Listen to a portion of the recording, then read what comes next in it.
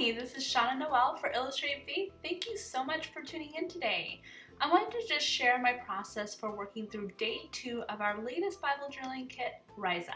This is by Kristen, and she has been an amazing contributor in our community, and I'm just so excited to have her as this month's feature. As you can see from the camera, we are in a temporary housing situation, so we're in between houses right now, and so my camera is kind of jimmy rigged up on something that is getting a little shaky at times, so please just forgive that. I'm going to go ahead and apply a watercolor wash to the background. Now, as I'm doing this, I'm kind of looking at my day 1, and you can go back and look at that on my Instagram, Rise Up Day 1, and I really loved how that turned out, but I wanted to tweak some things, and so I'm going to use day 2 to practice some of those things. And that's one thing I really wanted to share with you today, is that we don't need to reinvent the wheel every time we're going to our Bible. It should be something that we're able to learn from, grow from, be inspired by, but never something that creates stress or tension, or that you feel like you need to break out of your mold. If you're doing something that you're comfortable in, it makes you happy, and you're growing in, I think go for it. So I had this watercolor wash on day 1, and so I really wanted to play around with this on day 2. Keeping in mind that Bible journaling is all about documenting what God's doing in our life, and one of the ways I like to do that is through this visual representation. And so I love the idea of this kind of sunrise, which Kristen has on her devotional cover that you get in the kit as well. So this is a great place to kind of play around with some of those techniques that you've been working on. Again, not trying to reinvent the wheel, because this is something that I'm really wanting to dig into the Word. And so how can I do that in a way that's really makes sense, is fun, exciting, but at the same time documents what I'm learning? So I decided to use this cute little banner, and as you can see there, one thing I wanted to point out is how the paint pigment sometimes comes up through the white paint, and that happens most often with pink or red colors, I noticed. And so if that happens to you, one thing you can do is just put down a base coat. So my point of doing this is to put down the banner, but I want it to really stand out from that watercolor background. And so that's why I'm going to go ahead and add the white. And then what I'm going to do is stamp again on top of it to really solidify that shape and to capture the white in there. But as you can see, that red kind of pops up a little bit, and it's okay, I don't mind it doing it too much, but I'm going to go ahead and apply a couple more layers on top of that before I stamp it on there. But as I was saying earlier, I really want you guys to focus on the process of Bible journaling and not worry too much about the product. And that's one of the reasons why I like to try new techniques over and over again. I like to kind of have a theme throughout my pages through one devotional, so it's not something that I'm needing to overthink. If that's something that's inspiring you and really encouraging you to get into the Word, then I say go for it. But if you are finding it as a barrier or something that's kind of keeping you back, then try these techniques of trying different scraplifting yourself, or trying different techniques that you've tried before, just improving upon them. Don't be afraid to do that. I think sometimes we want to always try new things and always break the mold of what we did last time, but it's okay to kind of fall back on things that God has already taught us and build upon them. And so that's exactly what I'm doing in my art as well. So they do have a lot of crossover. So as you can see here, I'm just going to go ahead and stamp that back on top. But while I'm doing that, I wanted to go ahead and read a little bit of day 2 from Kristen's devotional Rise Up. She talks a lot about her love for law television shows, and how even though she doesn't know a lot about them, she's able to gather some information from them. And she later goes on to say, in this day and age, everyone is quick to defend just about anything. Our diets, our habits, our beliefs, our faith. However, after having the world witness defined, it is evident that Christ's instruction was not to verbally defend our faith. God is calling us to dig deeper than verbal affirmations. Our lives are evident. Our attitudes are the proof. Our ability to love unconditionally, the event. We are the proof of His existence. When we are called to rise the proverbial existence, when we are called to arrive in the proverbial courtroom of life, the only evidence is that ever having worth having is the confirmation of life lived and surrendered to Jesus Christ. And this is my favorite part, and you'll see in my entry that I use this as well. A changed heart is the only testimony worth having. And I love that. I think that sometimes we talk about our testimony and share our testimony, but we don't really ever share what has changed or how it was different before and after.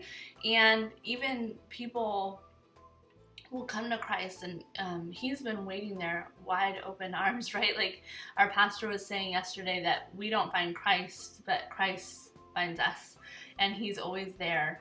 And we just finally see him, right? And we accept him. And I love this idea of that change and transformation, and how can we illustrate that? How can we share that with those around us? How can we best describe that? And for some of us, that is a very clear date. I remember the exact date when my life changed for Christ. And for others of us, you were raised in Christian homes, and you've been a follower of Christ your whole life, and you never remember a moment without Christ in your heart. And I don't think that there is one better than the other. Of course not. I think that sometimes we glorify this before and after, right? And we say like, well, I had this beautiful born-again Christian moment. But the truth is, if you've had Jesus in your heart your whole life, what a beautiful gift that is. And I hope that no one has ever made you to feel undermined by that. I know that even my youngest child, Asin, sometimes feels like, well, I have always had Jesus in my heart. And I think that's a beautiful gift, and what a beautiful blessing. I wish we could all say that. And the truth is that maybe that change then happens when you really identify your relationship with Christ as your own relationship instead of your parents' relationship. Or maybe there's a pivotal point where you really decide to set something down at the cross that maybe you were holding on to before. I know as Christians, we are all still imperfect. And so what changes have been made in your heart? What is that testimony in your life? Where is God working? Where is he taking something and changing it to something beautiful? And I know that as I've taught the classes similar about testimonies over the country and lately in Australia, there were several women that said, well, I've always had Jesus in my heart. And so we really had to dig a little deeper and talk about what that change looked like for them, and what was the before and after, if it wasn't as dramatic maybe. I know for myself, there was just more of an attitude change and a shift. I wasn't ever someone that was really rebellious. Even before I knew Christ personally, I was always a rule follower and things like that. But it's more of a change of heart and a change of attitude and a change of posture. And I hope that I continue to grow in that and continue to learn through him how to stand up for him. And I love what Kristen says about verbal defense. And I think that is one thing that I felt very vulnerable in my walk. And even now, especially as people want to talk to me a lot more about my faith because I'm a lot more out there, I notice that I want to defend him verbally, and I want to defend what he's doing verbally, but ultimately I know that he has especially created me not to do that verbally, because it's not something I'm very comfortable with, and it's not something that I find he is empowering me with. But rather, I believe in defending him through the evidence and through the proof of unconditional love, through our lives, through the everyday existence, as Kristen shares. I just love the beautiful picture that she paints. And so I'm excited to see kind of where you guys take this, and what really clings to your heart through this devotional. I know for me it was this last word or last sentence here, a changed heart is the only testimony worth having. And so that's exactly the journaling I did in mine, because that's what I really wanted to stand out for me. But I'm curious to see kind of what it is for you and what that looks like. So on an artistic level, I really wanted to make that shine. I love the idea of using this Rise Up banner on every one of my devotional entries for this devotional. I'm excited to kind of have this theme running through again. I think that really helps me to later look back and see what I learned and what I was gathering from that devotional, and kind of able to grow and build upon that.